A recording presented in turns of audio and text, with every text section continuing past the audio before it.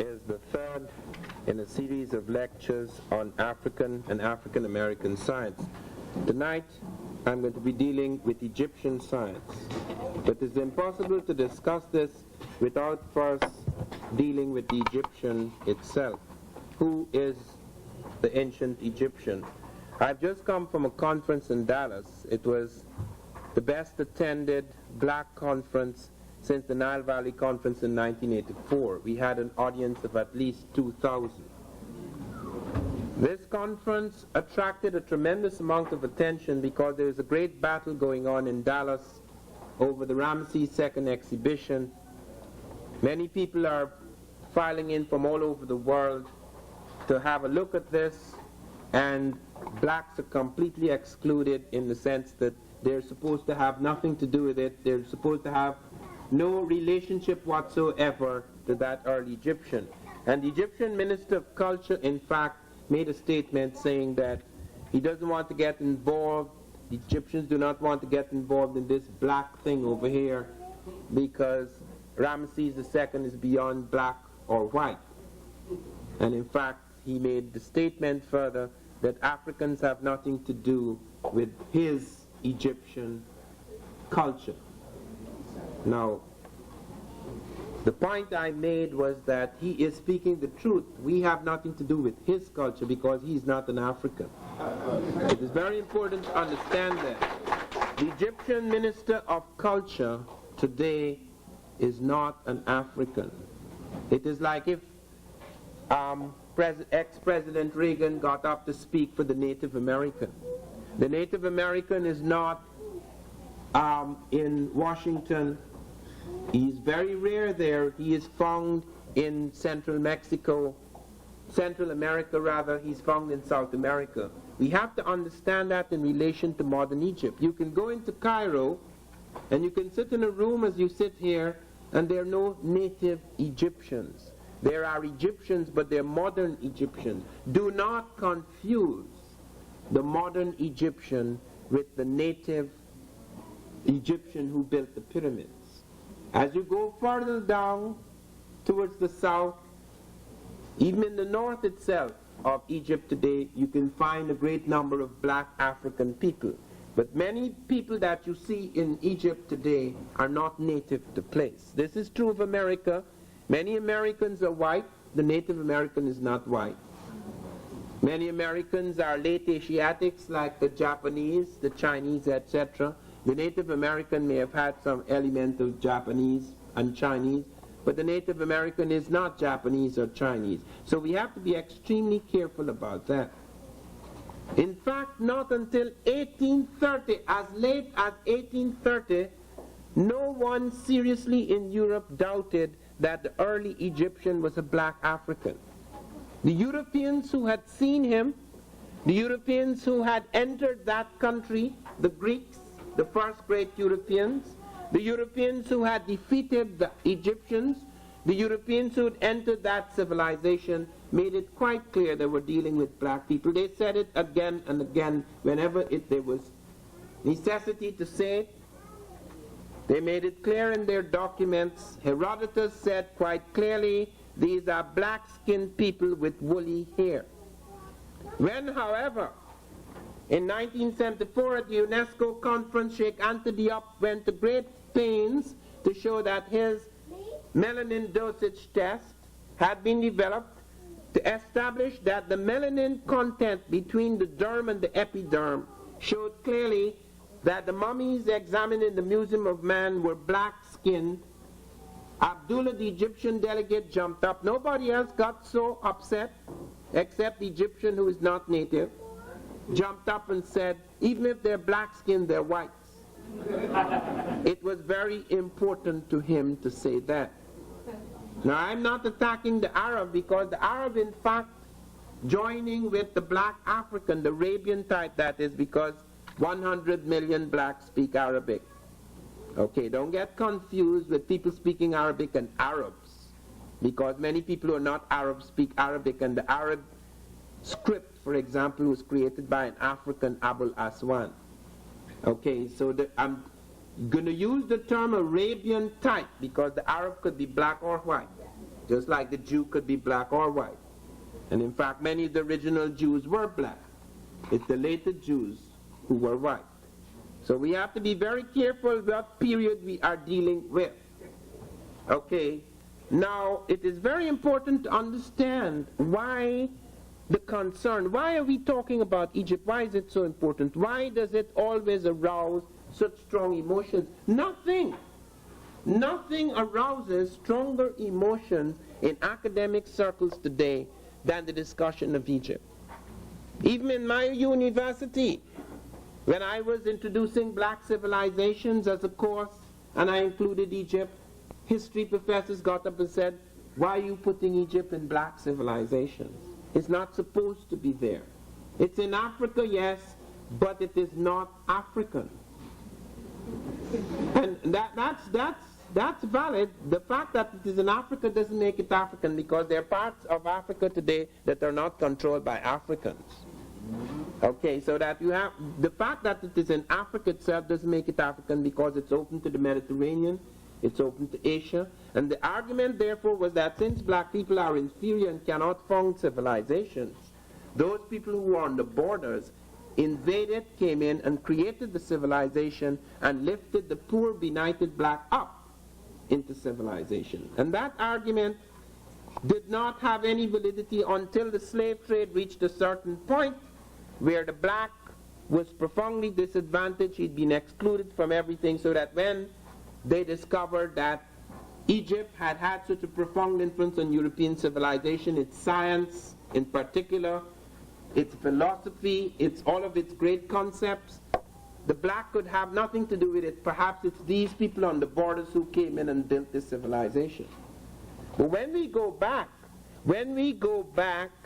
to the Pyramid Age, and you will learn something tonight that is very astonishing, which I only became aware of, in fact, a few months ago, in connection with the Japanese trying to build the pyramid, that we are not dealing with inferior blacks. We are dealing with blacks at the very top of the world.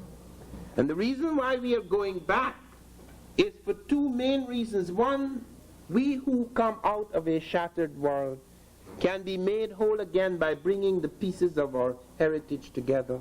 And secondly, it is because we can establish on scientific grounds that man is not inferior or superior, that his equality is not built in any biblical fantasy or liberal sentiment.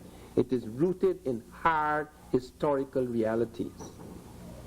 What we have in evidence before us is an overwhelming body of things that establish that early Egyptian as African.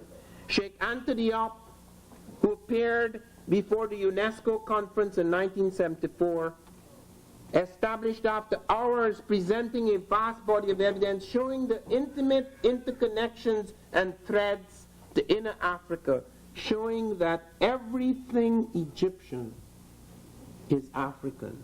Its language in particular, which had been classified as Afro-Asiatic, Afro-Hamitic, Afro-Semitic, Afro-this and that it was African. For the first time in 200 years, a world body agreed that they could not argue with that anymore. The evidence was overwhelming. The Egyptian language was established as an African language. Those elements that came in much later, the invaders, the interlopers who introduced certain Semitic and Asiatic elements, those things did not alter the fundamental structure of the language. They were just superficial elements that came in later. Diop showed that the totems were African. He showed that the culture was African. Many of their rituals and customs, their beliefs, their ideas were African. And he showed the traces. He could go back into the heartland, the birthplace.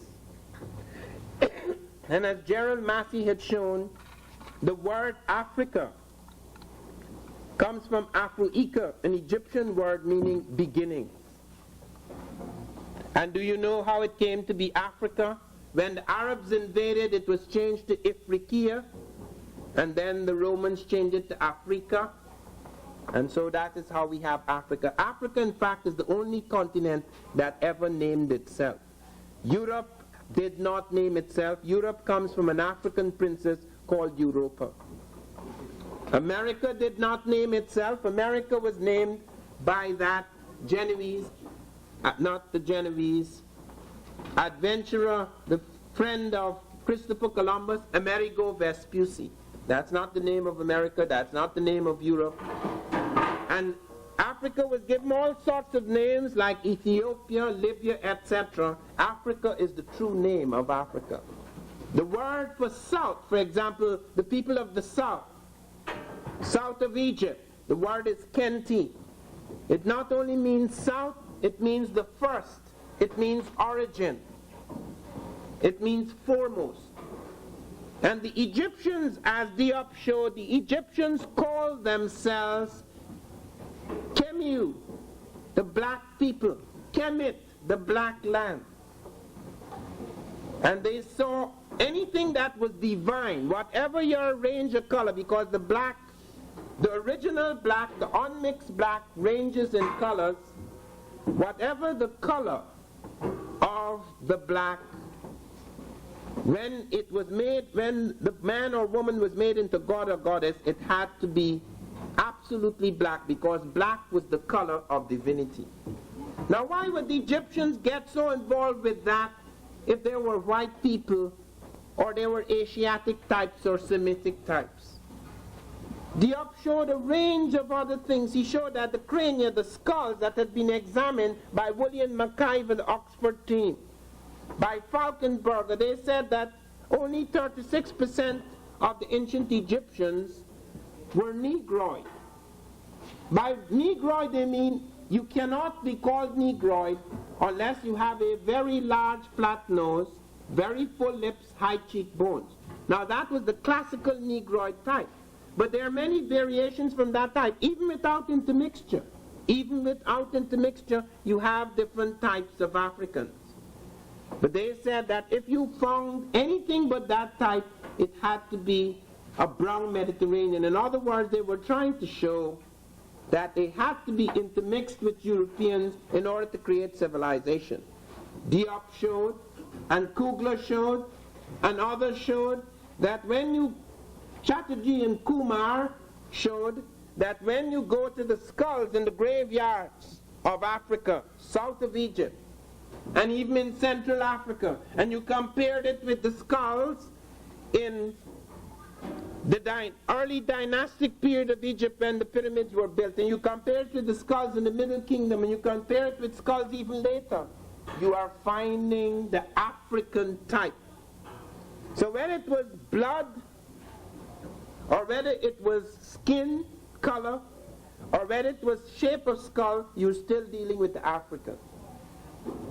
And then to crown it all, this was the missing link. Bruce Williams and Keith Seal discovered in 1962 a pharaonic dynasty known as Tarseti on the edge of the Sudan at a place called Kustul, Q-U-S-T-U-L. This is a very important find. It's the most important find that has been made in the field of African civilizations. It's the most important find that has been made over the last 300 years. The discovery that the pharaohs did not begin in Egypt, that the pharaohs began in Nubia. They found 12 black pharaohs reigning at Tarseti even before the first pharaoh appeared in the first dynasty of Egypt.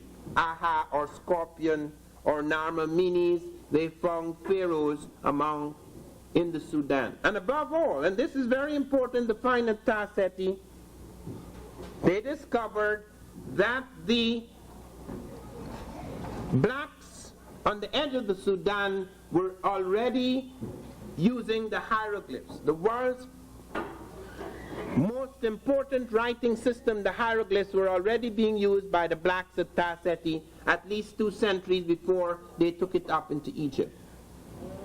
I have shown other things. In my book, They Came Before Columbus, I pointed to the fact that when the Sahara began to dry up, one of the great cataclysms of the world, which brought the lakes in Africa in some places 100 feet lower, the Africans began to retreat from the Saharan world, which was once a lush world. We have found pictures of Africans in chariots thousands of years ago, long before Europe had a civilization, hunting in chariots.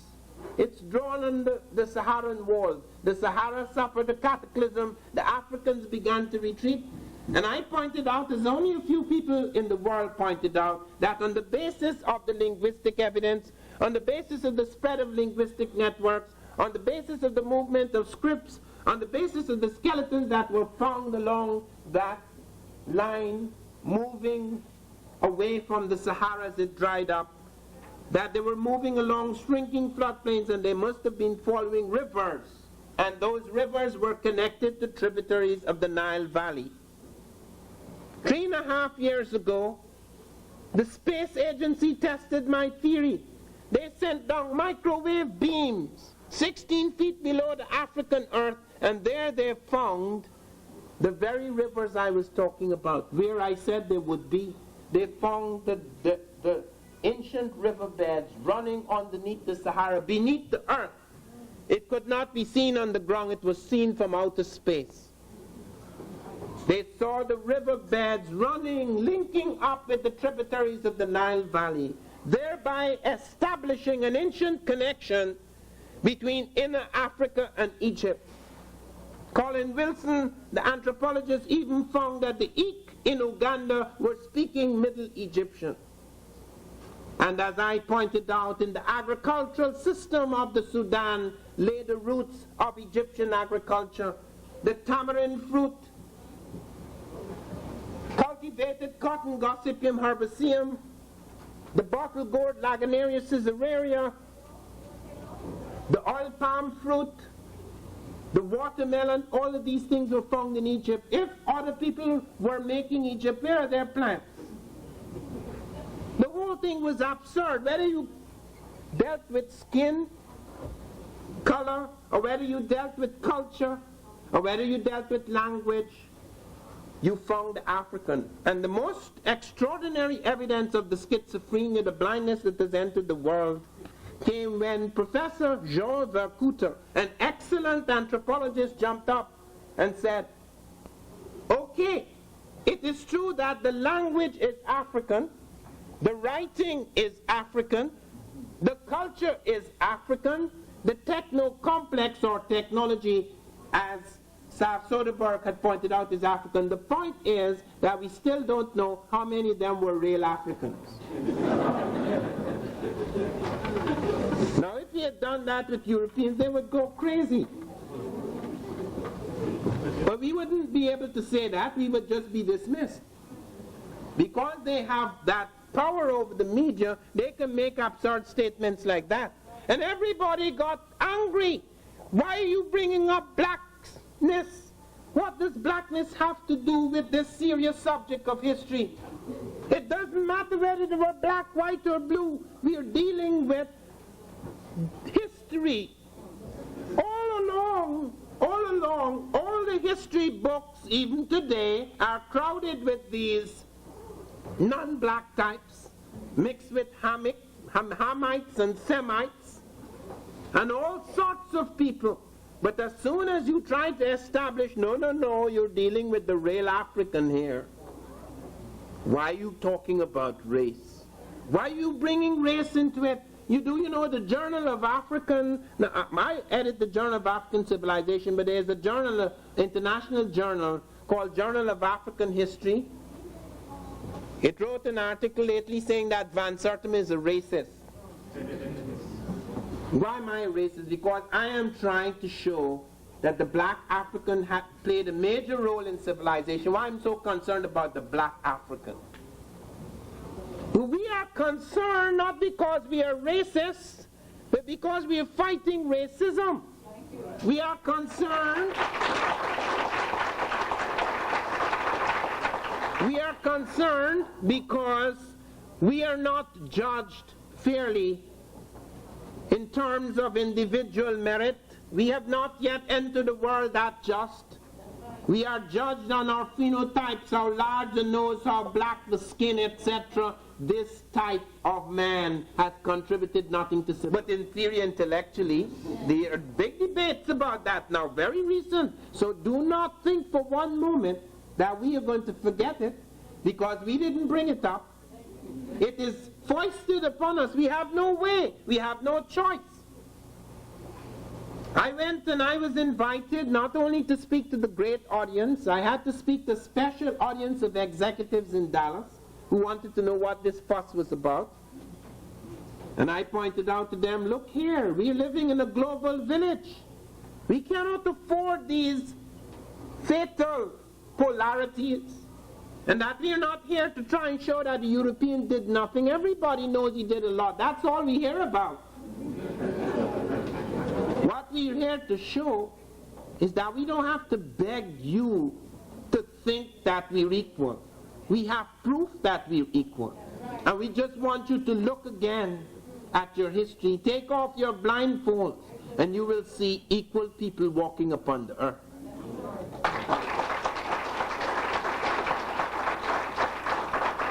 That therefore is where the whole thing is. We're not getting into Egypt because we want to dwell on fantasies. We're getting into Egypt because we want to return to the true reality of the world. It is unbalanced. It is sick because we are the victims of a grave fantasy, a grotesque fantasy. When the black woman is raped, no big press conference. The white woman is raped, everybody alarmed, kill them, kill them.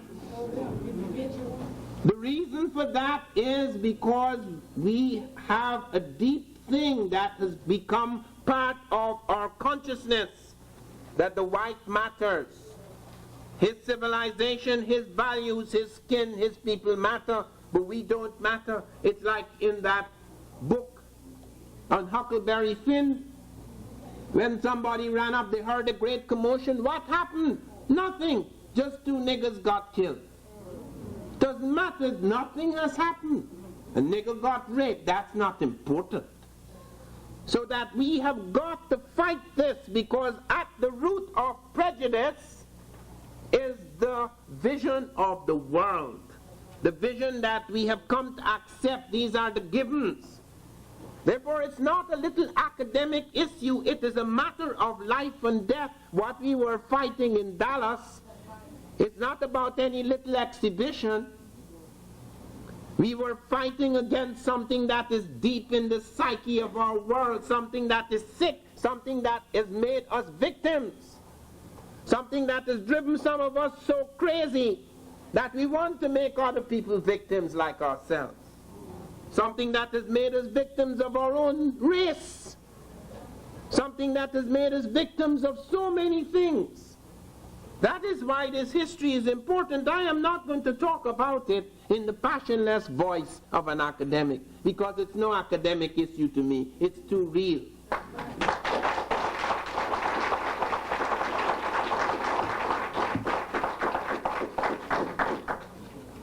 Bernal has written a book called Black Athena. Bernal is a very extraordinary man. He was a Don at Cambridge. That's the furthest you could go in the Western world in terms of academia.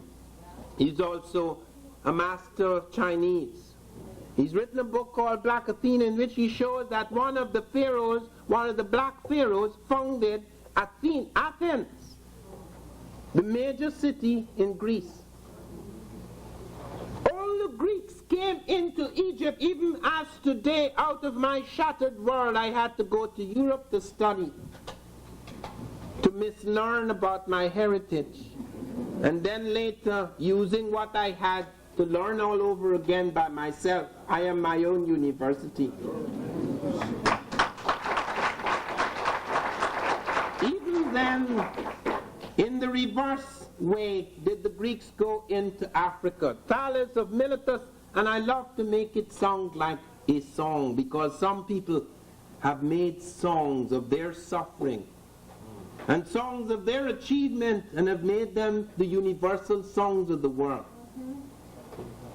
Some people have even made statements that they're the chosen ones, and that what happened to them matters more than anything else in the world. We do not want to be part of that. But we want to sing our history because it must become intimate to us. Rather than to sing the kind of empty songs many of us sing today, let us sing of the things that are still native to us, so that we could feel it deep in our guts.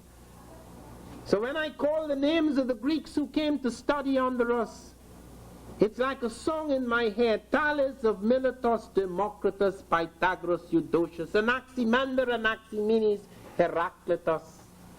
These are the people who came and stole and brought it back into Greece. But they were not the great thieves, because many of them admitted it. It is later, when Europe felt overawed by this, humbled by this, they had to go back and say, no, it's not true. These people, they had only reached a certain level in mathematics, at an empirical level, trial and error. They had not achieved mathematical genius. When you go and study Egypt, and it will take several lifetimes, because it's the only civilization that is so well preserved. No people on earth have been able to preserve their bodies as the Africans have done. If we have a chance to show slides tonight, I will show you a princess, and she's only one of many. Princess Anutawi, who died more than 4,000 years ago. You can see the texture of her skin. You can see her hair, her African hair. You can see her mouth. You can see her eyelids. 4,000 years ago. In 1964, in the University of Oklahoma, they opened the skin of an African princess who had died thousands of years ago, Princess Mini. And they said she was so well preserved that the cells within her hand could be put in a solution and transplanted. We're not dealing with the kind of mediocrity that we have become accustomed to and take for granted in ourselves in a world where we have been inferiorized, because that is really the key to it. We are not inferior, we have been inferiorized. And the only way we can move away from that feeling of inferiority and that kind of performance that is mediocre and inferior is becoming aware of what can correct this, because that is really where the universe is. Don't tell me because it is too late. There's never too late. Man has just begun his journey. There's nothing that is too late. This is the universe. This is never late. This is timeless. This is consciousness. Don't tell me any nonsense about how AIDS are going to kill us by the year 2000. That is nonsense. AIDS is a joke compared to what struck Europe. The Black Death killed 50% of Europeans. AIDS will never kill 50% of the world's people. By the time it reaches that point, they would find a solution to it. In Europe, the way they would go to collect garbage in the morning, they would go to collect corpses. That was how terrible the Black Death was. Worse than AIDS. There was not a single family that did not lose half of its people during the time of the Black Death. And they didn't have our technology. Those early Europeans, they couldn't sit in the lab and find out what germ started this, what system it is hitting, where to hit it back, and things like that, which is what we're doing in our struggle to deal with it. Don't give me these gloomy stories. Black people have reached into the darkness so deeply. All they want to hear is darkness. You can't grow out of darkness. You have to become aware of your horror, because it brings an anger which can charge you and change you. But do not let it overwhelm you. You have to balance that terror with hope. Hope springs from the past. Hope has to be brought into the present by a genuine conscious effort. If all you have is darkness, if all you have is the memory and knowledge of gloom, if you never struggle to move out of that gloom, you will be crushed, because it is darkness that kills, not AIDS. It is hopelessness that destroys a race. You have to know that there is something happening in the world that is unusually hopeful. It is not an accident that it is in this very time that that is happening. We have found so many things that startle us. Look at the Japanese. Everybody thinks, the Asiatic. Now we're finding the Asiatic has the finest brain. The Japanese is very sophisticated. He's superior. The Japanese were humbled a few years ago. The Japanese went to Egypt, our country, and tried to build a pyramid. Everybody said that in the early stages, all we had were handmade tools. Sheikh Anthony Up, the Senegalese physicist, the greatest of living African historians, he's dead now, the greatest 20th century African historian, he pointed out that an iron hoe had been found in the interstices of the Great Pyramid, and he pointed to other iron objects, and he showed that there had to have an advanced smelting process in order to cut the stone. I went to Egypt last summer, and that was something that I wanted to see with my living eyes. I watched that stone. I watched that granite. I watched the quarries at Aswan. And I looked at the standardization of the stone. And I said to myself, how on earth could these people cut this stone with copper and bronze tools? It is impossible. But the Japanese, they decided to cut the stone with the best of handmade tools from ancient times. The tools broke. Do you know what the Japanese had to do? They had to use air jackhammers, 20th century technology, in order to cut the stone. Then they said, everybody thought, all they had to do now, the Egyptians, now the Africans with their muscles, picks up this stone and put it on the barges. The Japanese tried to put it on the barges capsized. Now they're dealing with 2-ton stones. The Africans didn't just deal with 2-ton stones, they went up to 50-ton stones. The Japanese, using 2-ton stones, could not get them on the barges without the barges capsizing. So they had to use 20th century technology, steamboats. So now they said, all right, we got our air jackhammers and we got our steamboats, let us proceed. Then they got to the shore and tried to take the stone out to the sand in the desert to put up the little pyramid. Do you know what happened? The stone sank in the mud. Then they dragged it out of the mud, then it sank in the sand. They had to find 20th century cranes, the power cranes, in order to drag the bloody thing out of the sand. Then they tried to put it in alignment.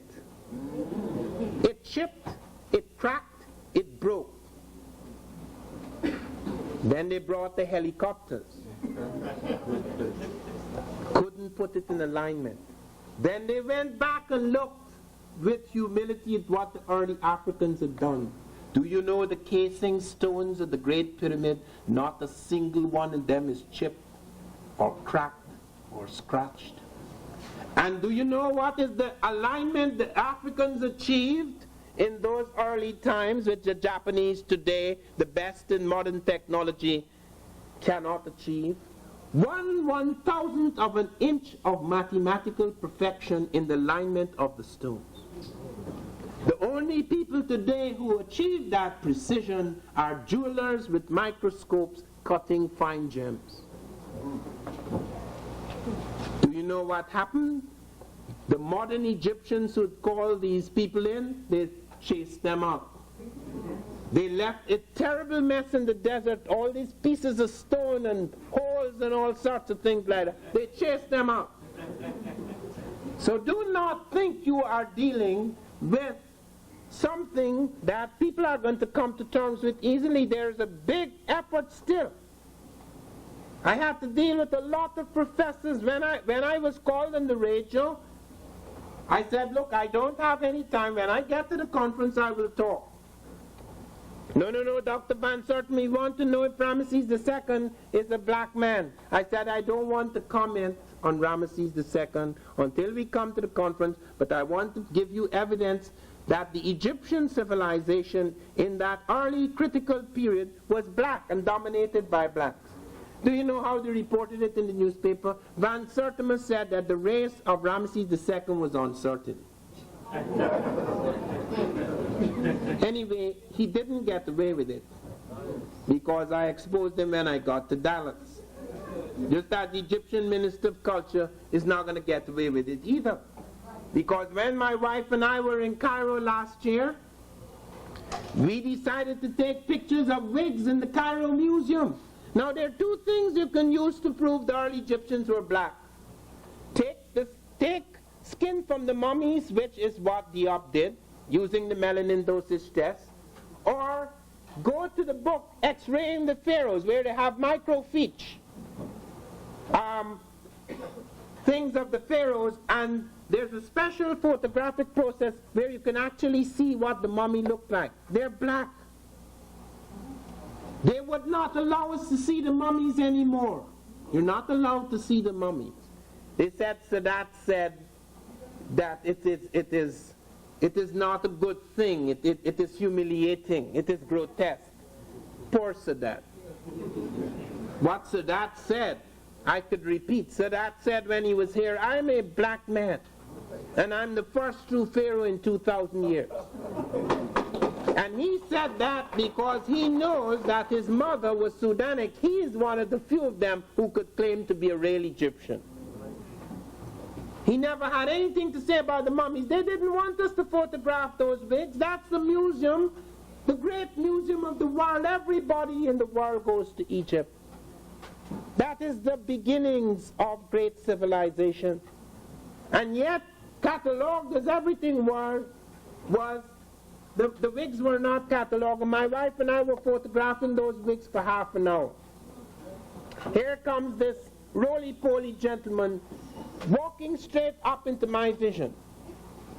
And I nearly ran him over. I didn't know who he was. I didn't even see him. And considering the way he behaved afterwards, I'm sorry I didn't knock him over. He wanted to know if we had permits for cameras. So I said, my dear fellow, how could we come in here without a permit? You can't come through the door without a camera permit. Wanted to know if my wife was using flash. I said, no. He said, is it a video camera? I said, first of all, it's not a video, and secondly, if it were, she would have a permit for it. May I see it, please? So we showed it to him. We even had to show him the passes. And then, finally, he couldn't create an incident, which probably is what he was trying to do. He said, okay, I'm sorry.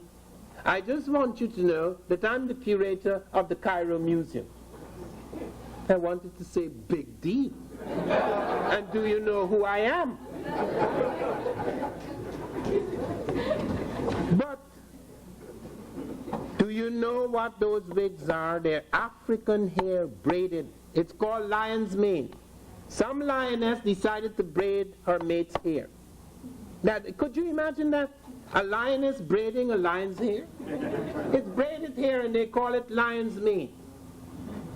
They would not put it in the catalog because those are the pieces of evidence they don't want to deal with. They don't want to deal with that. Those are the wigs that were on the pharaoh's heads at times, on the heads of priests and priestesses. And when it comes to the science, that is so startling. It's not only the pyramid that stuns us. There is a building, the largest single building on earth, even to this day. It's known as the Labyrinth. It is found near a lake.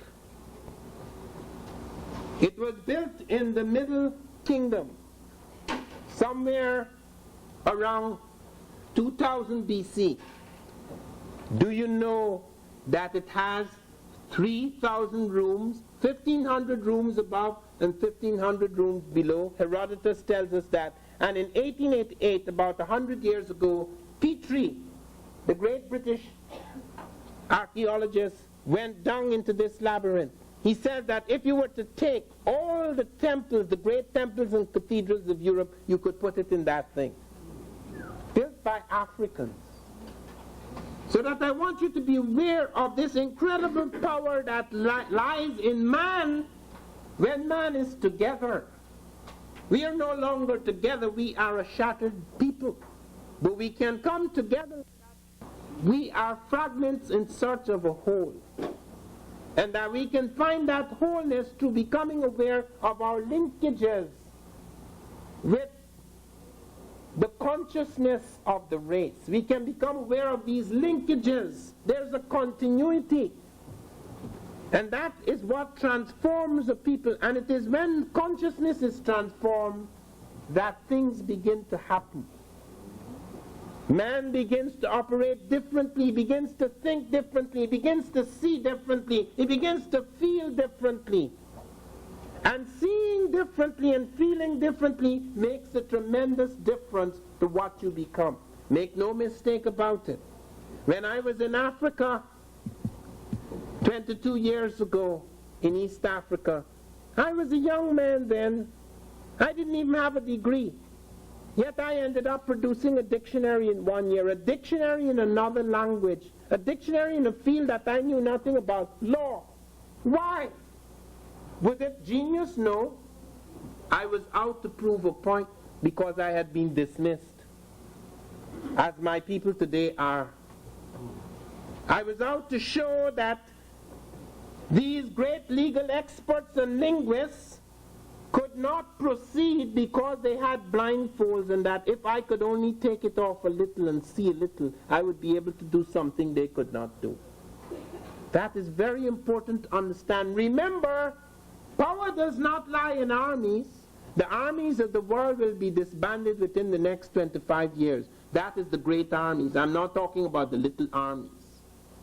There are going to be little power struggles going on for a long time. But the greatest armies of the world, mark my word, the Russian and American armies will be largely disbanded within the next 25 years. Because the strength, the great strength that lies in man is a deep spiritual strength. That is the thing that reshapes the world. It starts in here. This is where the seed is. The Egyptians tell you of an initial world which was just primal matter, slowly growing to consciousness.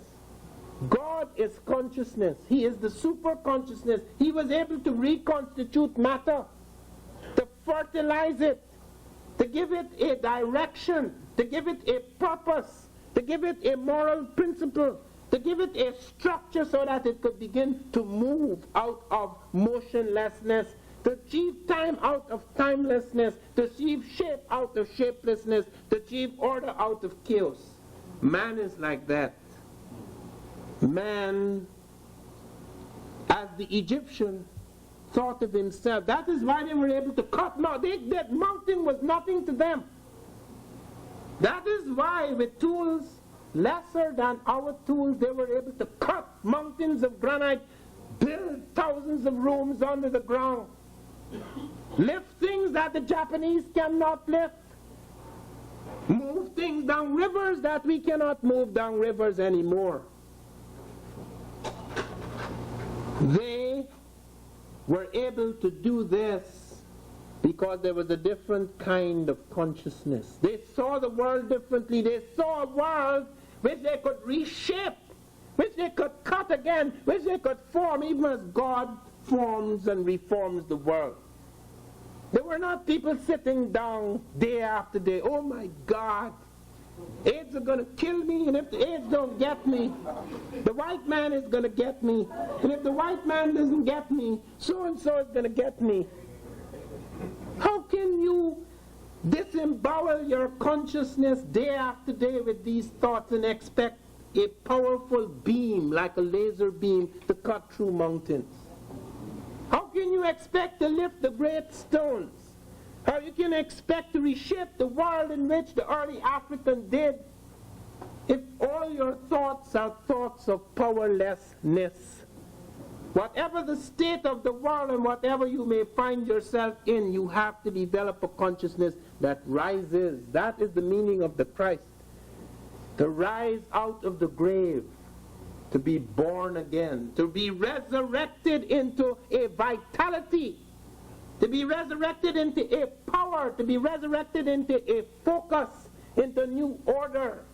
An order that already exists in consciousness, only that that consciousness has to be reshaped by a different knowledge of ourselves. So that these things we find out are not just to bloat us up in some sort of impotent way, but to give us a drive. I found that when I began to find what my people had done, I had far more energy than I had in my 20s. Because I realized energy is not physical.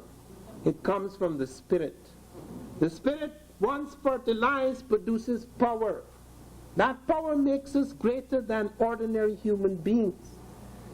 So you don't need melanin in your pineal gland.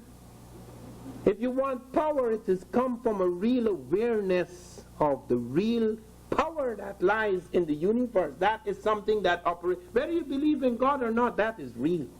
That is as real as physics.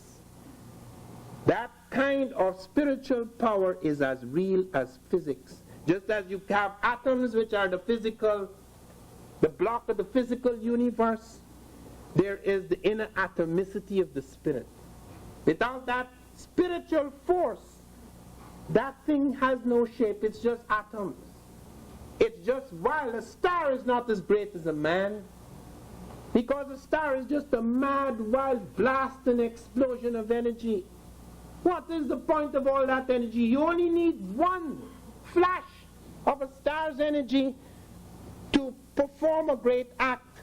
But the star performs no great acts. It's just bursting wild. So we have to become aware of that. We have to have that. You look at the Egyptians, their medicine. We are startled by it when we go back to the 18th dynasty, when they translated again the Edwin Smith papyrus. They just dealt with the brain, the head, and the neck. Do you know what our doctors have found in the early African medical documents, the Edwin Smith papyrus? That these people had plotted the internal structure of the brain. They knew what part of the brain affected what part of the body. You only know that recently through X-rays. The Africans had gone so far that they found the locus in the brain where auditory information is processed. How did they do it? It's a different kind of thinking, a different kind of mentality. How could they face these impossible? They built in the Middle Kingdom 4,000 years ago. They built a 27-mile long embankment and a dam that could determine the flow of the Niger. And they were able to fertilize thousands and thousands of acres. Today, in certain parts of the world, where you have this loss of inner power, this loss of inner certainty, people are not able to think like that anymore. They don't do it, so that technology becomes almost a monster.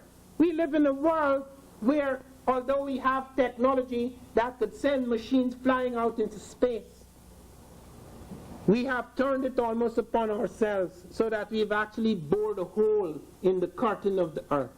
We actually have a hole in the Arctic produced by our technology.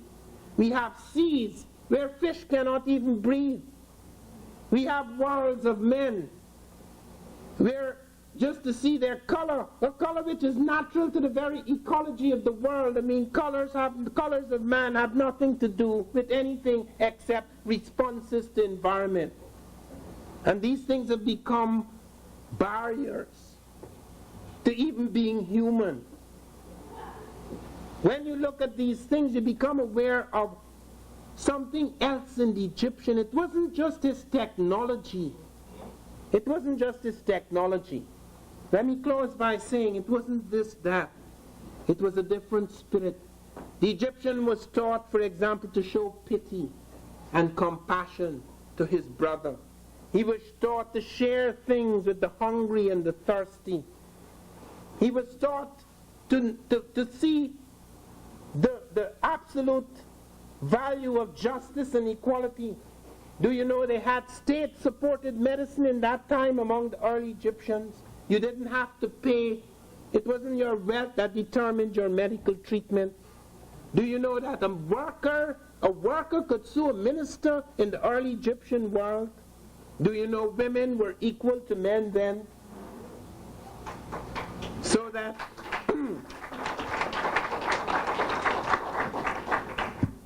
so that not only did they build a different universe of science, in their medicine, in their mathematics, in their time structures, but they built a different moral structure. They gave us the day. The 24-hour day is African. You take it for granted there's no such thing as a 24-hour day. On the moon, it's different. In the Arctic, it's different. In winter, it's different. In summer, it's different. In the tropics, it's different. There's no 24-hour day. The Africans made that because they knew with an exactness how long it took for the sun to move in certain direction. The Africans knew when they brought it in their metaphysics and in their sciences. They knew the second of time. They created the second of time. We take it for granted. That second is African. They created the second of arc. They gave it to the world. They were the first to talk of ecliptics. They created those things. They created geometry along the Nile. They said their arithmetic was inferior, that it was just trial and error until they tested it in 1967 in a big computer. The scientists discovered in this country, testing early African arithmetic, that of 22,295 possible decompositions, the early Africans in Egypt had chosen the 46 most elegant, which is what the computer would have chosen 4,000 years later. Therefore, let me close, because the time has come when I do have to close. There is so much more to say. Let me close by saying, as Césaire, at the height of the Negritude movement, said, when he was accused of merely saying all this and reacting in this way out of hatred and envy of the white, it is not out of hatred or envy of any race that I proclaim the greatness of my own. It is because I know that no race has a monopoly of intelligence, invention, or genius. It is because I know too that the race of man is far from finished. There is a lot to do in the world. The race of man is only just beginning, and there is room for all of us at the rendezvous of history. Thank you.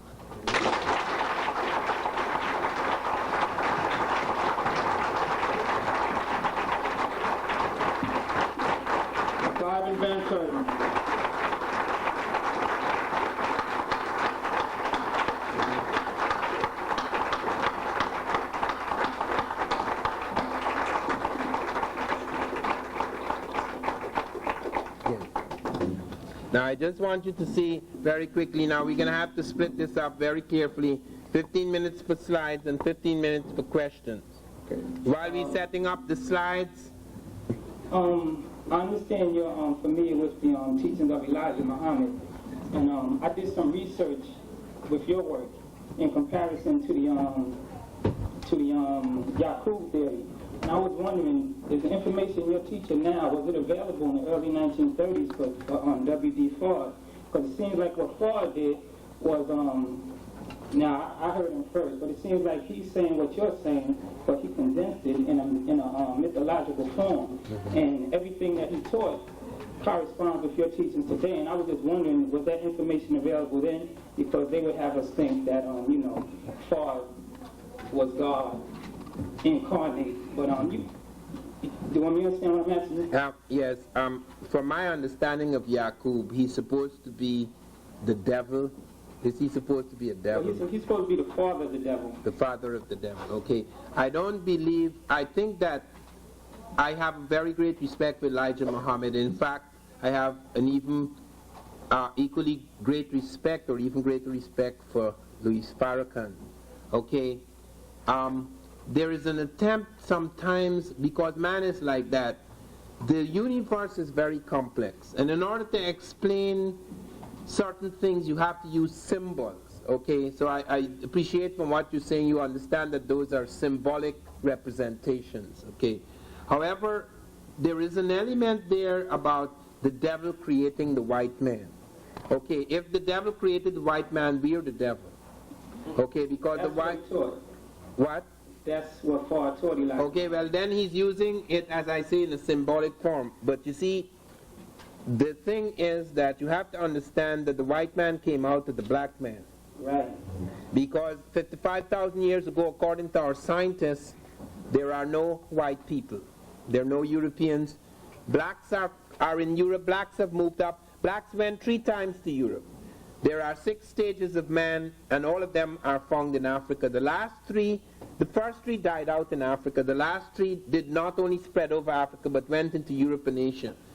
Those group, the black group that remained in Europe, started to mutate, albino types in the ice, because it is disadvantageous unless you're near rivers, like the Eskimo. The Eskimo could retain his blackness because he could get his vitamin D from fish oils.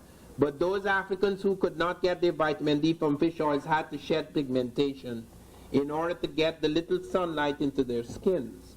Okay, so that you have change of pigmentation. Once you have the inactivity of the melanocytes, which make us brown or black, you have a tendency to albinism. The morphology, the facial morphology of the African remain the same, but the skin color change. Skin color leads to eye color change, pigmentation change leads to skin color change, eye color change, hair color change.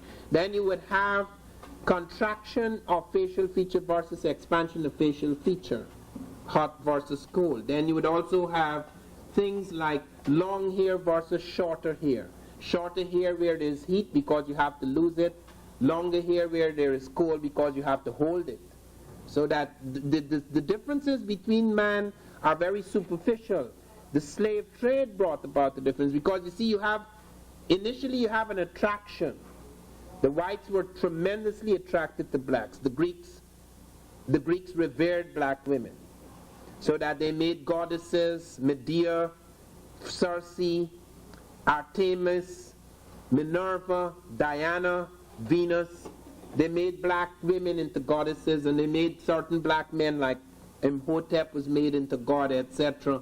So that the early Europeans who saw the Africans, they thought, many of them, Herodotus and various other writers would say, if you want to see real beauty, go to Ethiopia. So the whites thought the blacks were more beautiful than them. But that was the stage when they knew that their science and their development was higher than theirs. When the slave trade came about now, they had to justify. That is how in 1830 people started to change around things. Before it had been moving slightly, but it didn't acquire an ideological and intellectual support until they start saying, well, look, these guys, we have them down under us, and we are Christians. Some people started to feel bad. And then they said to me, why should we feel bad? These are not real people. They never did anything. They never made anything. They have no mathematics. They have no books, etc. And then they started to change everything around. I mean, as if people forgot that the books they got out of Egypt was to transform Greek science so that you get a difference. So in a symbolic sense, there is some validity to that. Can you explain how they came up with the symbolic sense before? No. There is a lot of evidence. There's a lot of evidence. It's not as detailed. It's not as detailed. Yes. Okay, as always, it's quite an experience to hear you speak, man. Thank you. I was watching, I believe it was a National Geographic special on the Danakil of Ethiopia. And they're very impressive people. You know, I laughed as I recall the comment. It said, the Danakil have more to do with the ancient Egyptians than they do with Africans. Mm-hmm. You know, and these were folks that look like anybody here. And, yeah. You know, so it always seems that someone's trying to co-opt and distort history. They give you part of the truth, but not the full truth. You mentioned that you believe within the next 25 years, the major Great armies will be disbanded. Oh, yeah. Why and how? Okay. I believe that what is happening in Russia now is not only significant, it is irreversible. If Gorbachev lives for 5 more years in power, even if he dies or is removed, what he has set in train is irreversible. Okay. As a result of that irreversible movement, the Americans would have no choice but to break up their great armies. One place has to be struck is Germany, okay, because the Russian missiles are aimed at the West. They have to hit Germany first. The Germans know that. Why are we to die for these people who have cut us in half? Okay, so that the Germans do not want to allow Bush and the Americans to oppose the Russians. They have to make some sort of treaty or NATO would break up. So that what Gorbachev has set in motion not only splits the Soviet Union and make people struggle for new democracy, what Gorbachev has set in motion splits NATO. So that the Americans have no choice. Once the process continues for the next 5 years, the Americans have no choice. It becomes irreversible. So that you will get a breakdown of great armies. At the moment, for example, in space last week, we went up in space to study Venus. We sent something out to that spaceship. Do you know who gave us all the information to send that thing up to Venus? The Russians. Okay.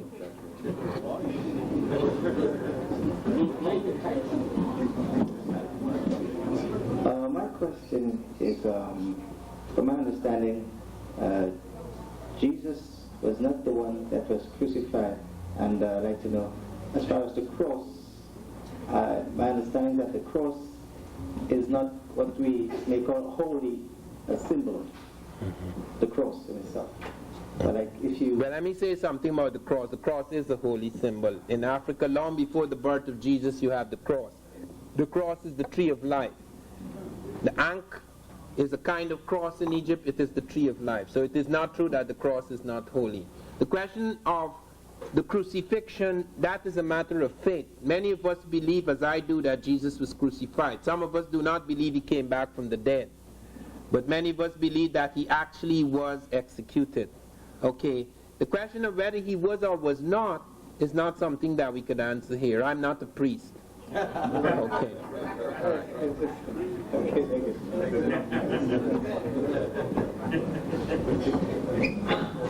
Thank you for this evening, Doctor. I was very fortunate to have attended Festac in Nigeria. That was the festival of arts and culture. Yeah. I think it brought about black people from all over the world. It was during that period that I had the rumblings between Britain and Nigeria over the symbol that was used. I mean, if anybody knows about Festac, you'll see a mask. I think it's an Ibibio mask. That symbol, the original mask itself, is now in one of the museums in Britain, among many, many arts and cultural effects that were stolen from Africa. You are, among other learned Africans, in a position to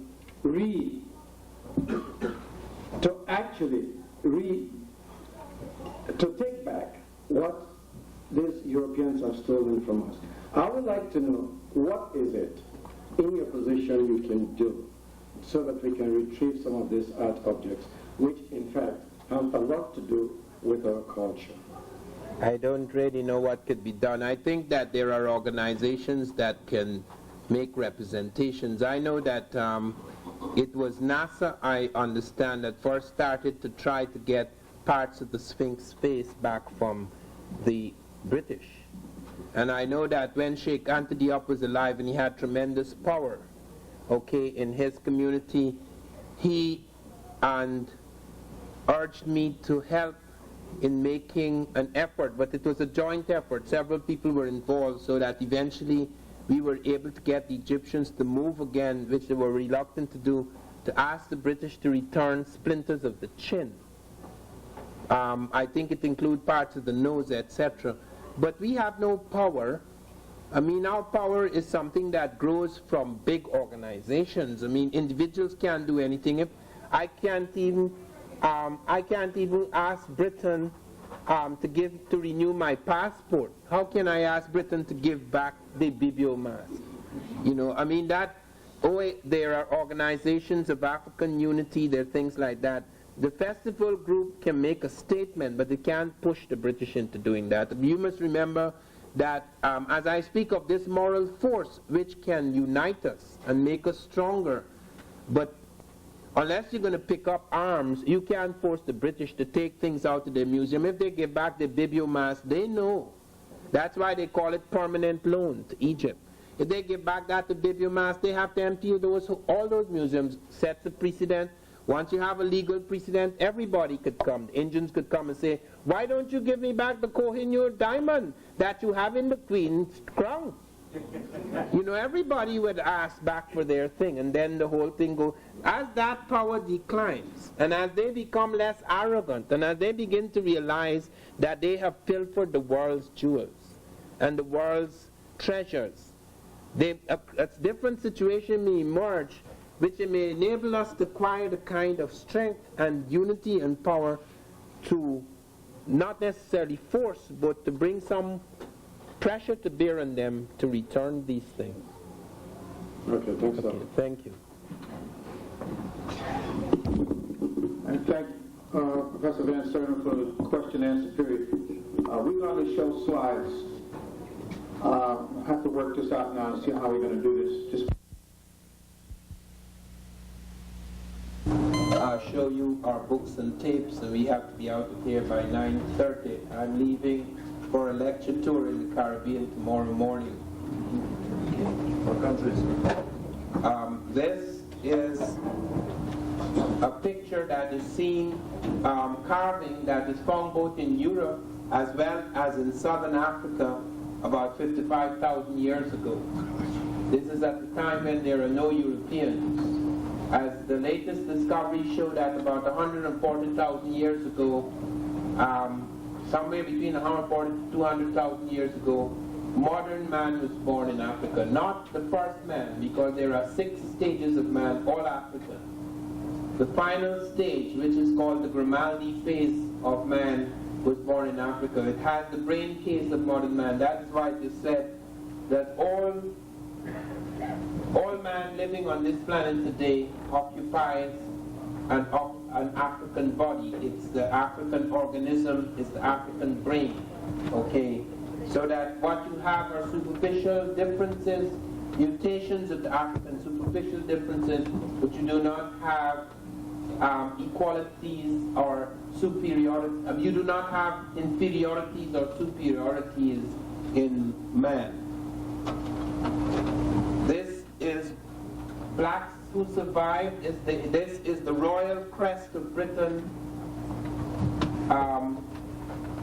Quite some time ago, like when the Romans invaded Britain, they found types among them that were Ethiopian, that is burnt face, black types. These are from royal crest in early Britain.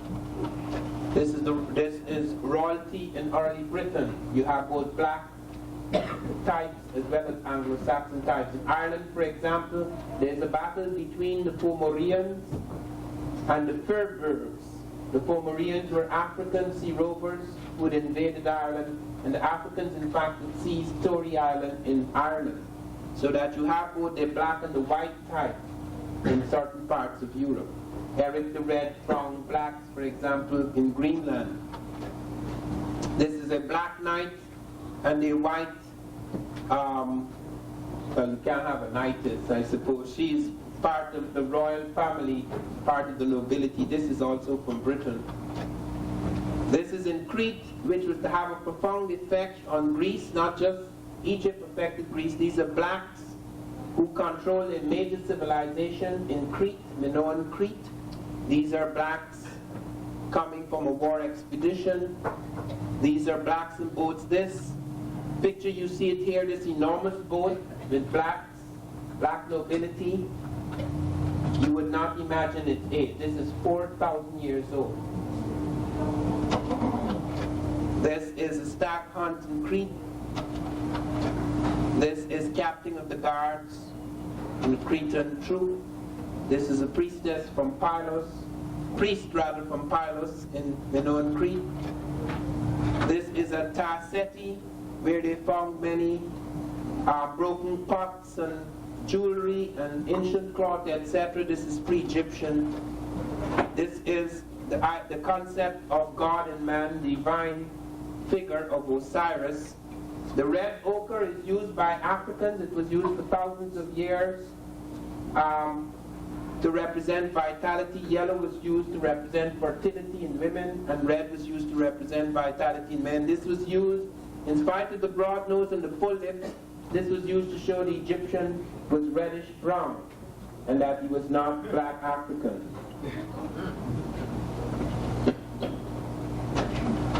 This is the sister and wife of Osiris, Isis, and her son Horus. Now, Isis and Horus, the mother and son, they became the Black Madonna and child. And they were to have a profound effect on Europe, where centuries after Jesus died, he was worshipped, the Black Madonna and child was worshipped as the mother and child of Jesus. The mother of Jesus and the child Horus as the Christ child. Christ is an African word. It comes from KRST, Christ, which was changed into Christos among the Romans. You have Christ. This is the anointed one. Okay, so that the concept of the Christ emerged in Africa before the Christ child was born. That is the last of the great Christ, which is Jesus.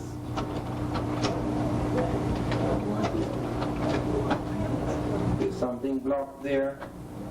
It's probably Narmer, the first king. This one is Zosa, who ordered Imhotep to build the Great Pyramid. This is the multi-genius of the ancient world. This black man, Imhotep, was worshipped by both Africans and Europeans. He was made a god in Europe because of his genius. He was known as Imhotep in Europe, Imhotep in Africa. He was the man, he was a great doctor. He wrote several medical books. He was a great mathematician. He was the man who built the first step pyramid out of hewn stone. He was also Prime Minister of Egypt. This is Mentuhotep. First, this is in the Middle Kingdom, wearing the red crown of the north and the white crown of the south. This is Sesostris. Sesostris took armies all over the world, even into Russia. The Russians found about 50 years ago a complete village in Russia in the Caucasus Mountains where everybody was black. They wondered how they got there. This is Akhenaten, who brought about a religious reformation in Egypt. They said that the reason why he had a face like this is because he was sick. He had a problem. Okay, but in fact he became one of the most powerful men. He insisted that only one God should be worshipped. The Africans always believed in a supreme deity, but they had other semi-deities or natures, various attributes or principles of God, and they believed that God, consciousness, was in everything, which is indeed it is. This is King I. Some people say that was Tai's brother. We don't know that, but he became prime minister during the reign of Akhenaten. Just after the death or disappearance of Akhenaten, he became prime minister. This is Tut, brother of Akhenaten. This is the mother of both of them. She's the mother of Akhenaten as well as of Tut. She married her pharaoh, Amenhotep III. He was 51, she was 13. She gave birth to 4 sons, two of them very famous, Akhenaten and Tutankhamun, and this is her daughter. Queen Tai became the power in the world for 50 years. When her husband, who loved her deeply, he built palaces to her. He also built a lake which is still standing, 1 mile long, Lake Tai. Her hairdresses, her wigs, her eyebrows, her everything that she wore became a model for the ladies of both lands, both Egypt and Nubia. She reigned for 50 years behind the throne because when her husband became too withered with age to rule, the kings of Asia bypassed him to deal with her. When Akhenaten, her son, became so deeply involved in religious reformation that he forgot the defense of Egypt, she filled the void. And when Tutankhamun was too young to rule, she became Queen Regent. This is her daughter. This is Taharqa, the Sudanese pharaoh, who went into the battlefield at 21, in charge of all the great forces of Egypt and Nubia, went into the battlefield of Jerusalem to save the Jews against the shock, the attack of the Syrians. The Jews in the backs were very close at that time, since most of the Jews were black at that time. It is recorded in the Bible in Kings. It's recorded also in Egyptian and Nubian chronicles and Assyrian chronicles. Now this shows you what they would do with a type like this. This is a pure African, modern African, but if she was an Egyptian sculpture, she would be called Caucasian. This is from the Maasai in Kenya. This is a woman who died more than 4,000 years ago, an African woman, a priestess. See how well she is preserved. You can still see her hair and her skin.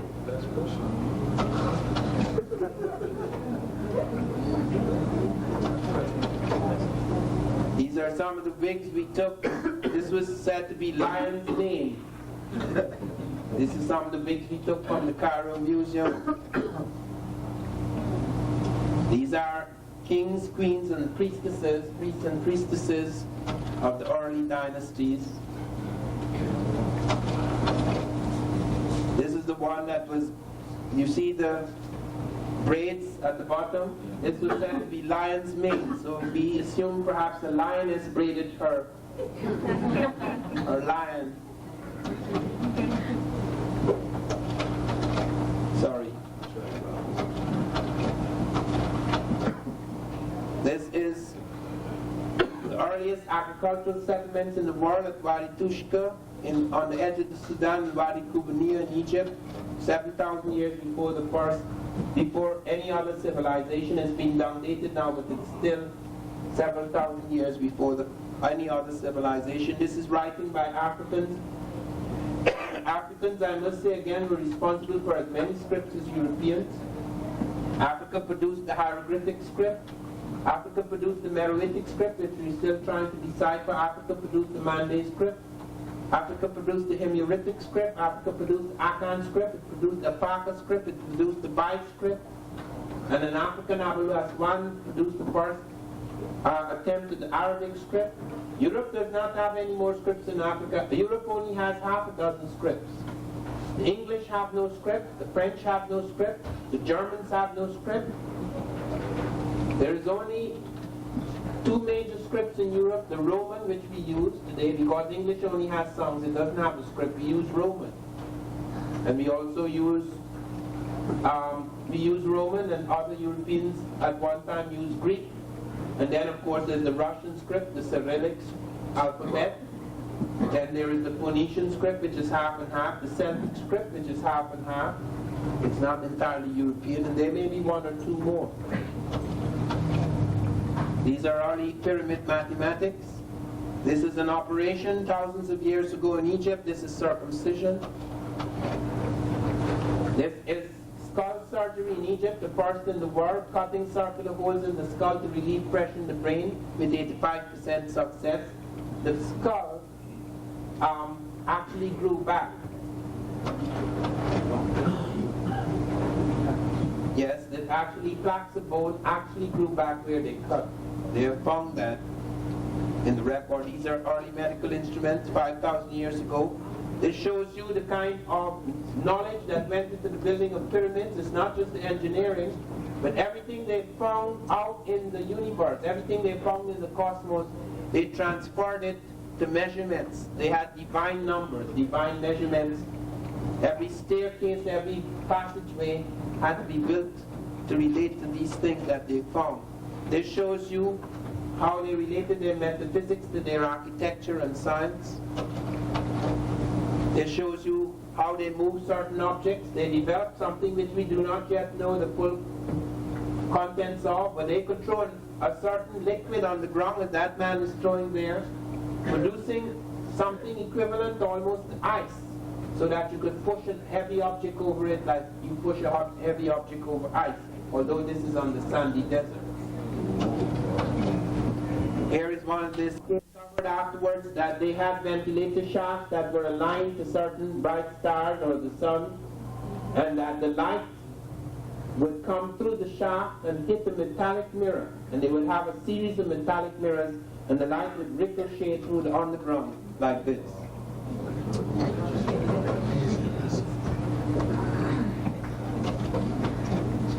This is a first pneumatic organ in the world, 300 years before Jesus, in Egypt. First steam engine, a eophile, never used again, found in Egypt. This is Isis and Horus, and now you will see how she becomes transformed in Europe. Here is Black Diana. Here is Isis and Horus. This is in European churches now. This is in Spain. Okay, she didn't change color very much in Spain because Spain was run by the Moors for a long time. This is the Black Pope of Rome. Now I have to cut slides here, but I'll just say one thing before I leave.